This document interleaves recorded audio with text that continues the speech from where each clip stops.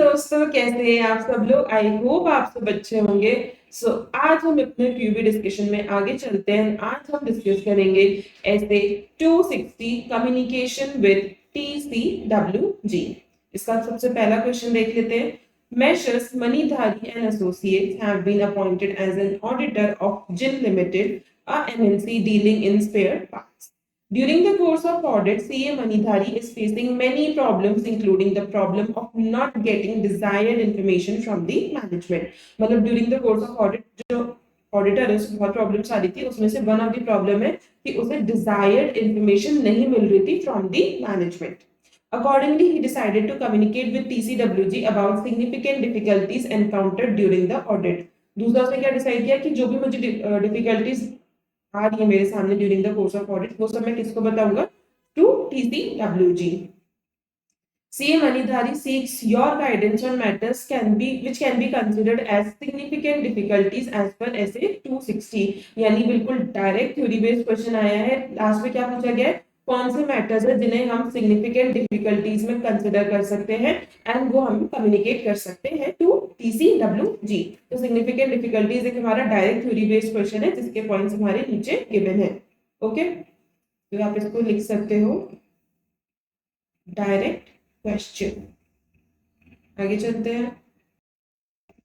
Next question. CA Vallabh Sundar is auditor of leading private sector bank. IT systems and controls is under his consideration to be reported as key audit matter in audit report of the bank due to high level of automation and complexity of IT architecture and its impact. तो क्या बोला जा रहा है कि जो CA Vallabh Sundar है वो अपने की ऑडिट मैटर में particular IT system and control से रिलेटेड रिपोर्टिंग करना चाहता है. ठीक है, आगे क्या लिखा है? At what time you should communicate such identified key audit matter and what are the relevant consideration in this regard and their usefulness. तो देखो, अगर एक ऑडिटर ये डिसाइड कर रहा है कि मुझे एक पर्टिकुलर मैटर अपने की ऑडिट मैटर रिपोर्ट में रिपोर्ट करना है, यानी कि वो कैम का पार्ट बनेगा. एंड कैम में हमने ये बात पढ़ी है कि अगर कोई भी मैटर है वो कैम में जा रहा है तो वो मैटर हम कहाँ से चुनते हैं, कहाँ से सिलेक्ट किया जाता है? जो भी बातें हम during the course of audit, whether starting में, मिड में या एंडिंग में, जो भी बातें हम TCWG के साथ कम्युनिकेट करते हैं उसी में से कुछ बातें सिलेक्ट की जाती है जो कि ऑडिटर के जजमेंट के अकॉर्डिंग बहुत ज्यादा इंपॉर्टेंट होती है, जो कि हर यूजर को पता होनी चाहिए. उन बातों को हम अपने की ऑडिट मैटर में रिपोर्ट करते हैं. यानी कि अब एक ऑडिटर अगर ये डिसाइड कर रहा है कि ये पर्टिकुलर मैटर की ऑडिट मैटर रिपोर्ट में जाएगा, यानी कि हमें उससे पहले TCWG के साथ कम्युनिकेट भी करना ही पड़ेगा. तब ये यही पूछना चाह रहा है कि उस मैटर को हमें कब कम्युनिकेट करना चाहिए, एट व्हाट टाइम. तो देखो, ये तो आपका प्रोफेशनल जजमेंट है कि आप उसे कब कम्युनिकेट करोगे, स्टार्ट में करोगे, मिड में करोगे, या फिर एंडिंग जब आपकी ऑडिट रिपोर्ट फाइनलाइज हो रही है तब आप उसे कम्युनिकेट करोगे. It will depend upon your professional judgement कि आपको कब वो बेटर लग रहा है. दूसरा, what are the relevant consideration in this regard and their usefulness. देखो, इसकी यूजफुलनेस वही है कि हम अगर कोई इंपॉर्टेंट मैटर्स है वो TCWG के साथ कम्युनिकेट कर रहे हैं. देखो, TCWG का एक रोल होता है कि वो पूरे फाइनेंशियल रिपोर्टिंग प्रोसेस पे अपनी ओवरसी रखते हैं. वो प्रॉपर्ली, एक होता है ना कि ऊपर से निगरानी रखना, सुपरविजन रखना कि प्रॉपर्ली हर काम हो रहा है कि नहीं हो रहा है. तो अगर उसमें हमें कोई ऐसा लग रहा है जिसका हाई इम्पैक्ट है या फिर यहाँ पे कुछ बड़ी मिस्टेक दिख रही है, मटेरियल मिसस्टेटमेंट है या फ्रॉड है, इस तरह के अगर हमें कोई भी पॉइंट्स दिख रहे हैं तो वो हमारी एक रिस्पॉन्सिबिलिटी होती है कि हम उन्हें कम्युनिकेट करें. बिकॉज वो उनके लिए भी एक उनका की रिस्पॉन्सिबिलिटी एरिया, क्योंकि उन्हें पूरा फाइनेंशियल रिपोर्टिंग प्रोसेस देखना है. तो अगर उससे रिलेटेड कोई मेजर पॉइंट होगा तो वो उनके ध्यान में होगा, तो वो उस पर स्पेशल फोकस करके पूरे प्रोसेस पे अच्छा सुपरविजन रखते हैं, उसे प्रॉपर तरीके से खत्म करवा सकते हैं. तो इसकी यूजफुलनेस यही है कि हमें कम्युनिकेशन क्यों करना चाहिए. देखो, इसमें कोई सेट पैटर्न लैंग्वेज या सेट पैटर्न आपको थ्योरेटिकल आंसर नहीं मिलेगा. ये प्योर आपके एनालिटिकल बेसिस पे है कि आप किस तरह से एनालाइज करके अपना आंसर फ्रेम करते हैं. ठीक है, तो अच्छा क्वेश्चन है. आपको कम से कम 3 से 4 बार इसे सेल्फ रीड भी करना ही चाहिए. अभी एक बार अपना आंसर देख लेते हैं. SA 260 requires auditor to communicate with TCWG on a timely basis. SA 701 states that appropriate timing for communication about key audit matter will vary with the circumstances of the engagement. However, auditor may communicate preliminary views about key audit matter when discussing the plan. यानी starting में जब आपकी planning हो रही है तब communicate कर सकते हो. And may further discuss such matters when communicating audit findings. मतलब during the course of audit या फिर एंड में जब अपनी audit findings को लेके जा रहे हो तब भी आप कम्युनिकेट कर सकते हो. Doing so may help to alleviate the practical challenges of attempting to have a robust two-way dialogue about key audit matter at the अब वही ये तो मतलब उसका यूजफुलनेस बता रहे कि आपका टू-वे डायलॉग रहेगा, आप दोनों एक दूसरे से बात करते रहोगे, टीसीडब्ल्यूजी ऑडिटर के बीच में कम्युनिकेशन हो रहा है, तो जितने भी कुछ इंपॉर्टेंट पॉइंट्स है वो आपके ध्यान में आ जाएंगे. Communication with TCWG enables them to be made aware of the key audit matter that auditor intends to communicate in the auditor's report and provides them with an opportunity to obtain further clarification where necessary. Auditor may consider it useful to provide TCWG with a draft of auditor's report. Ending में दे रहे हैं तो मैं ऐसे भी कर सकते हैं कि हमने एक ड्राफ्ट ऑडिट रिपोर्ट दे दे जिसमें हमने अपना कैम रिपोर्ट कर रखा है एंड अकॉर्डिंगली फिर वो एक बार उस पर इंटरनल अपनी टीम से क्लैरिफिकेशन लेके या फिर हमें भी कुछ एक्स्ट्रा इन्फॉर्मेशन देके उसे क्लियर आउट करा सकते हैं.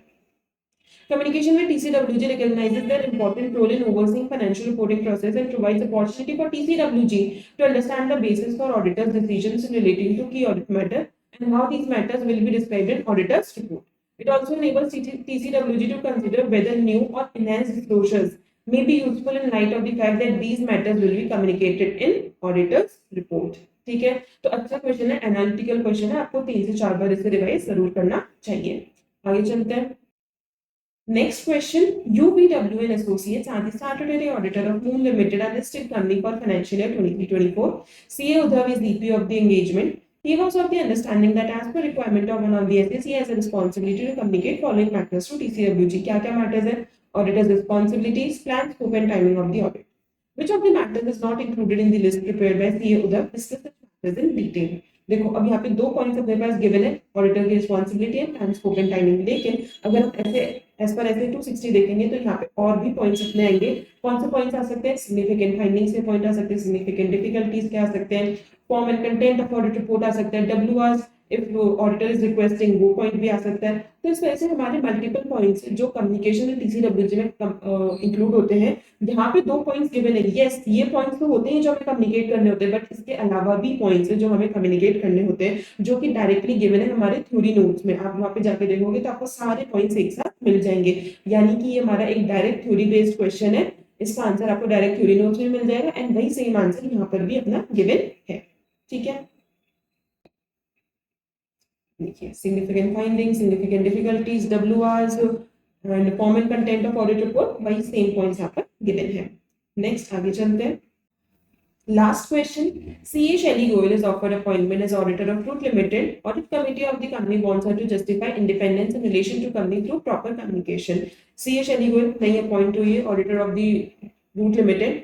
रूट लिमिटेड की ऑडिट कमेटी बोलती है CA Shelly Goyal को कि आप हमें रिटर्न में लिख करके दो that yes you are independent of our company. Although she has ensured that there are no threats to her independence, she feels requirement of audit committee to be beyond its purview. वो independent है, वो खुद में मानती है, लेकिन उसे लग रहा है कि ऑडिट कमेटी को ये सब करने की क्या जरूरत है, ये तो उनके जुरिसडिक्शन में भी नहीं है, उनकी पावर्स में भी नहीं है कि वो मुझसे तरह से पूछ सके, मुझसे रिटर्न में ले सके कि yes that you are independent of the company और not. What is your opinion in this regard? आपको क्या लगता है कि ये सही है या गलत है? देखो ऑडिट कमेटी का ये काम है. अगर ऑडिट कमेटी नहीं है तो बोर्ड ऑफ डायरेक्टर्स का ये काम है कि वो इंश्योर करे कि जो भी नया ऑडिटर आ रहा है या जो भी हमारा एग्जिस्टिंग ऑडिटर है वो हमारी कंपनी का हमारी कंपनी से इंडिपेंडेंट ही हो. तो उनकी रिस्पॉन्सिबिलिटी होती है कि वो ऑडिटर से रिटर्न में ये कम्युनिकेशन ले कि yes they are independent of our company. And ये ऑडिटर की रिस्पॉन्सिबिलिटी है कि वो स्टेटमेंट उनको ये दे, रिटर्न स्टेटमेंट दे कि they are independent of the company. और अगर कोई भी रिलेशन है विद द कंपनी, वो रिलेशन होने के बावजूद भी उनकी इंडिपेंडेंस पे कोई भी इम्पैक्ट नहीं आ रहा, दे आर स्टिल इंडिपेंडेंट. अगर कोई इस तरह का रिलेशन है जिसमें उनकी इंडिपेंडेंस को इम्पैक्ट हो रहा है तो उसके लिए उन्होंने रिलेटेड सेफगार्ड्स को अप्लाई किया है ताकि वो उसको लिमिट में रख सके एंड उनकी ऑडिट पे किसी भी तरह का इम्पैक्ट नहीं आए. इस तरह से करके आपको ये पूरा रिटर्न स्टेटमेंट देना होता है. वही पॉइंट्स अपने यहाँ पे गिवन है. As required in SA 260 in the case of listed entities, auditor shall yes.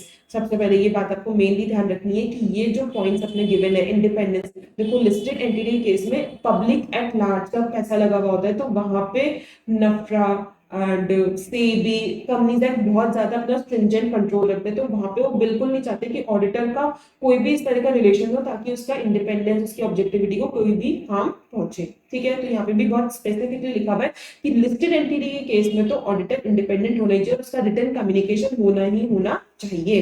देखो बाकी कंपनी के केस में भी इंडिपेंडेंस होनी चाहिए, लेकिन जहाँ पे पब्लिक एट लार्ज की बात है वहां पे रिटर्न कम्युनिकेशन से उसे इंश्योर करना जरूरी होता है. A statement that ET and others in the firm as appropriate, the firm and when applicable network firms have complied with relevant ethical requirements regarding independence and all relationships and other matters between firm, network firms and the entity that in auditor's professional judgment may reasonably thought to bear on independence, this shall include total fees charge. देखो अभी इतना बड़ा point लिखा हुआ है, इसमें से अगर आपने ये जो फर्स्ट लाइन है इतना भी लर्न कर लिया दैट इज सफिशिएंट। मैंने इसमें पूरी लाइन लिख करके दी है फॉर द बेटर अंडरस्टैंडिंग। क्या लिखा हुआ है? This shall include total fees charged during the period covered by financial statement for audit and non-audit services provided by the firm and network firms to the entity and components controlled by the entity. These fees shall be allocated to categories that are appropriate to assist TCWG in assessing effect of services on independence of auditor. देखो ये point को मैं थोड़ा short में आपको समझा देती हूँ कि ये बात हमारी प्रोफेशनल एथिक्स में भी लिखी हुई है कि अगर आप एक कंपनी का कुछ ऑडिट रिलेटेड काम भी कर रहे हैं, एक नॉन ऑडिट रिलेटेड काम भी कर रहे हैं, तो ऑडिट वाले काम की फीस हमेशा नॉन ऑडिट वाले से ज्यादा ही होनी चाहिए। अगर ऐसा हो गया कि नॉन ऑडिट वाला उसकी फीस ज्यादा है, ऑडिट वाले की कम है, तो हो सकता है कि वो जो नॉन ऑडिट वाला काम है उसको बचाने के लिए वो ऑडिट में गलतियां कर दे। ऐसा हो सकता है ना कि यार ऑडिट में कुछ गलती निकल के आ रही है एंड आपने कम्युनिकेट किया, लेकिन मैनेजर ने बोल दिया कि अगर आपने इसको रिपोर्ट कर दिया, हमें क्वालिफाइड ओपिनियन दे दी, तो आपका ये जो बड़ा वाला काम है ना ये हम आपसे छीन लेंगे, हम किसी और को दे देंगे। तो अब यहाँ पे आपका भाई फाइनेंशियल इंटरेस्ट आ गया, आपका काम चला जाएगा। तो आप हो सकता है कि अपने काम को बचाने के लिए आप ऑडिट के साथ बेईमानी कर दे। तो इसलिए यहाँ पे यही कहा गया है कि ऑडिट में आपकी फीस ज्यादा होनी चाहिए in comparison to non audit fees, ताकि दूसरे काम की वजह से आपके ऑडिट पे कोई भी इम्पैक्ट नहीं आए। ठीक है। Next, the related safeguards that have been applied to eliminate identified threats to independence or reduce them to an acceptable level. Further, as per Companies Act requires audit committee to review and monitor auditors' independence. Therefore, audit committee requiring auditor to justify her independence is well within its purview. ठीक है, तो yes, उन्होंने उससे written communication मांगा CA शैली से, वो बिल्कुल करेक्ट था और उनके विद इन दी पावर ही था। ठीक है, सो here we have completed all our questions related to essay 260। बहुत ही छोटा सा स्टैंडर्ड था, ज्यादा कुछ बड़ा भी नहीं है। जितने मैंने क्वेश्चंस आपको इसमें रिवाइज कराए that is more than sufficient. इससे ज्यादा आपको ध्यान देने की जरूरत ही नहीं है स्टैंडर्ड पे। ठीक है, सो आई होप आप मेरी बात को मानोगे, इसी तरह अपनी पढ़ाई को बहुत बहुत बहुत अच्छे से करते रहेंगे। मैं आप लोगों से जल्दी मिलूंगी। Till then stay tune and just keep one thing in your mind that this attempt will be my last attempt. Okay, so here this is T N Gupta signing off.